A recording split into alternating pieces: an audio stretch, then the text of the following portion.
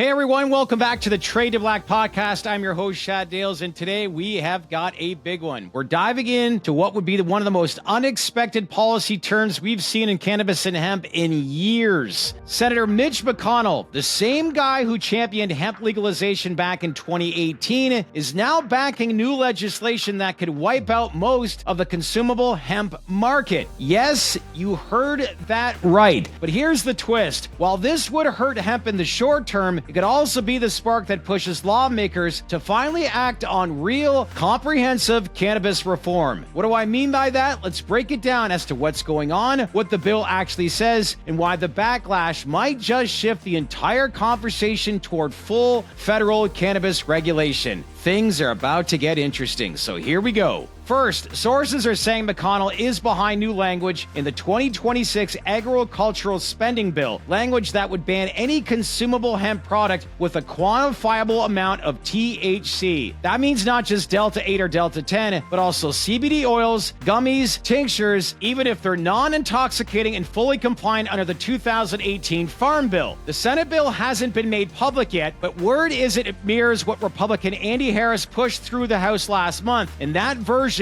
was sweeping. Now, here's where it ties back to cannabis reform. Moves like this, banning an entire product class, even non-intoxicating ones, show the limits of the hemp-only legal framework, and they're putting pressure on lawmakers to stop patchworking and start regulating the full cannabis plant more comprehensively. So now let's talk about specifics. The bill would prohibit all products with any quantifiable THC. That's different from the 0.3% THC threshold we've known since back in 2018. In real terms, that could mean most full-spectrum CBD becomes illegal. Even trace THC products used for sleep, stress, or wellness would be pulled, and processors would need zero THC extractions to stay compliant, which is rare and expensive. This goes well beyond cleaning up the Delta 8 market, and that's what's sparking new calls for a smarter, unified federal framework. One that stops treating hemp and cannabis like two separate plants, because like we've said, these two plants are attached at the hip. So now, Senator Rand Paul, also from Kentucky, he is not happy whatsoever. He recently told Marijuana Moment that this language would, quote, completely destroy the American hemp industry, end quote. Paul's pushing the opposite idea with his Hemp Act, which would raise the THC limit from 0.3 to 1%. That would give growers and producers more breathing room and eliminate these battles over traces of THC. But here's where things get really interesting. This kind of disagreement between top GOP senators is rare, and it's another sign that cannabis policy is no longer a fringe issue. It's becoming a central economic and political conversation, especially as reform continues to pick up steam after the crypto and banking priorities finally got pushed through. So what's some of the feedback? Industry groups across the board are warning this could be catastrophic. The Wine and Spirits Wholesalers of America, a group not exactly known for backing cannabis, even came out against the ban. Their president said if Congress pushes this language through, it'll create chaos in the marketplace, undermine state regulations, and punish responsible actors. And here's the key line. It's time for Congress to follow the lead of the states, not override them. That's almost word for word the kind of language used in cannabis reform bills like States 2.0, the CAOA, and safe banking. So again, this overreach on hemp may inadvertently be the pressure point that drives lawmakers towards full plant reform. So one might ask, why is McConnell doing this now? Sources say he wants to close what he sees as a loophole in his original 2018 Farm Bill and really to fix his legacy by reining in intoxicating hemp derivatives. But this isn't just about legacy, it's about politics in the growing sense that regulation is coming, whether Congress is ready or not. More and more states are regulating hemp and cannabis together, and businesses are calling for unified rules across the board. This is a good thing. That kind of pressure is how national cannabis reform often starts, not with rescheduling, but with regulating what's already on the ground. So what's next in the Senate? This week, the Senate Appropriations Committee is expected to review the bill. If McConnell's version includes the same language as the House, and if it passes without amendment, this could very well become law before year end. Think about that. That would mean immediate disruption in the CBD market, potential lawsuits, and maybe ironically, a rush from lawmakers to finally draw clear lines between hemp, cannabis, and synthetics. Once again, this is where full-scale cannabis reform could step in as the more rational, workable solution. So really, it's worth asking, is this really about protecting consumers, or is this about Congress avoiding the hard conversation about how to regulate the entire cannabis space? Because right now, hemp is legal, cannabis is semi-legal, Delta 8 is barely regulated, and CBD is stuck in limbo. What this bill proves is that you can't fix one piece of the puzzle without dealing with the whole plant. That's why this moment, as risky as it is for hemp, could be the moment Congress finally gets serious about federal cannabis policy, whether that's through descheduling, executive action, or comprehensive regulation. Hence the reason why this industry is gaining more and more attention. So here's the big picture. Mitch McConnell helped legalize hemp in 2018. Now he's helping write legislation that could gut it, all while the cannabis industry keeps gaining traction state by state and brand by brand. It's a strange twist, but one that might actually push lawmakers to ask the bigger question: is it time we stop drawing artificial lines between cannabis and hemp, and instead finally regulate it like the modern consumer product it already is?